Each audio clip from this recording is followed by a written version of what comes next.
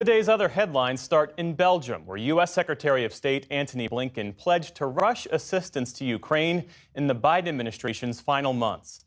The nation's top diplomat made the comments during a visit to NATO's headquarters today, where he met with European officials. President-elect Trump has signaled that he wants to reassess the U.S. commitment to Ukraine. Blinken said that he's determined to give Kyiv the aid it needs before Mr. Trump takes office in January. As we're working to make sure that Ukraine has what it needs to effectively defend itself, the United States continues to step up. President Biden is committed to making sure that every dollar we have at our disposal will be pushed out the door between now and January 20th. Meantime, the war shows no signs of winding down. In Ukraine's capital, residents scrambled for shelter in metro stations today as Russia staged its first missile and drone attack on the city since August. A U.S. government employee has been charged with leaking classified information about Israel's plans to attack Iran. Asif William Rahman faces 2 felony charges related to the willful transmission of national defense information. He was arrested in Cambodia this week by the FBI and will make his first court appearance in the U.S. territory of Guam. It's not clear which agency employed him, but officials say he had top-secret security clearance. The charges come after documents detailing Israel's movement of military assets appeared last month on the messaging app Telegram. U.S. officials formally admitted today the extent of China's recent hacking of America's telecommunications system.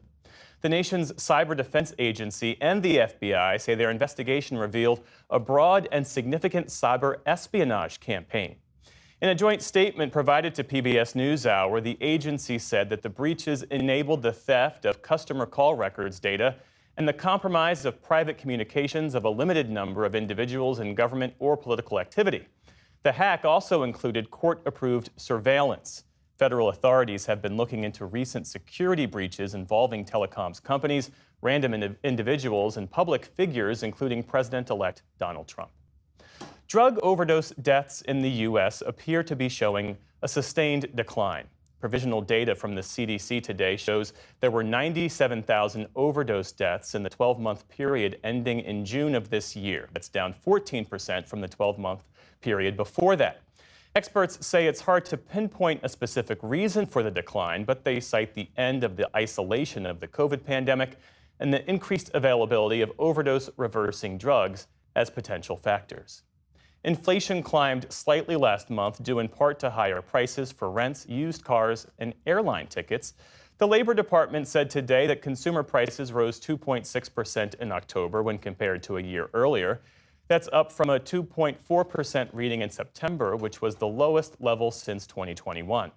It's also the first increase in 7 months, which economists say could be a sign that a steady decline in inflation could be leveling off. On Wall Street today, stocks drifted a bit following that inflation data. The Dow Jones Industrial Average added more than 40 points for a modest gain.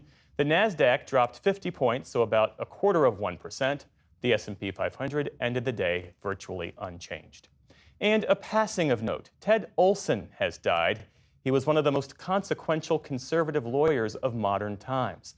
Among his official roles, Olson was Assistant Attorney General under Ronald Reagan and served as U.S. Solicitor General under George W. Bush. He argued 65 cases before the U.S. Supreme Court, including the Florida vote recount that helped Bush win the 2000 election.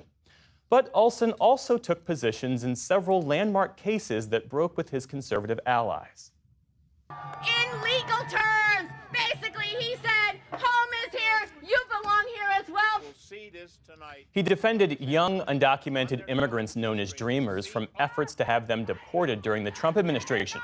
And he worked to overturn California's ban on same-sex marriage.